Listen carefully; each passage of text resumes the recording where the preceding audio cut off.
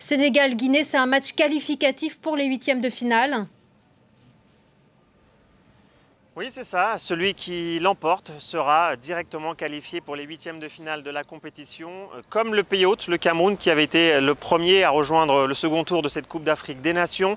Alors on va surtout regarder la performance des Lions de la Teranga, grand favori de cette compétition, car il faut le reconnaître, le Sénégal avait un peu déçu par sa prestation, malgré la victoire 1-0 contre le Zimbabwe lors du premier match, une victoire acquise à l'arraché dans les derniers instants du match. Problème pour le sélectionneur Aliou Cissé, il va devoir encore composé avec de nombreux joueurs absents, quasiment 10 absents côté sénégalais. Toujours pas présents les cadres de l'équipe, Edouard Mendy, le gardien, et le défenseur Kalidou Koulibaly. Et puis d'autres joueurs qui visiblement étaient remis du Covid-19 mais qui n'ont pas pu être intégrés au groupe. Ce qui a d'ailleurs amené le sélectionneur du Sénégal, Aliou Cissé, à fortement critiquer ce protocole sanitaire en conférence de presse. Il l'a qualifié de farce.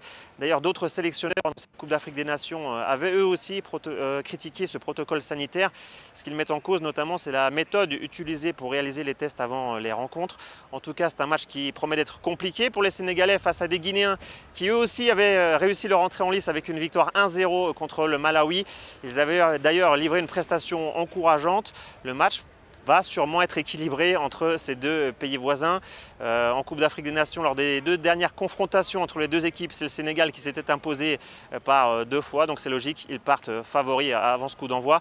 Un match d'ailleurs qui va une fois de plus se dérouler dans un stade quasi vide.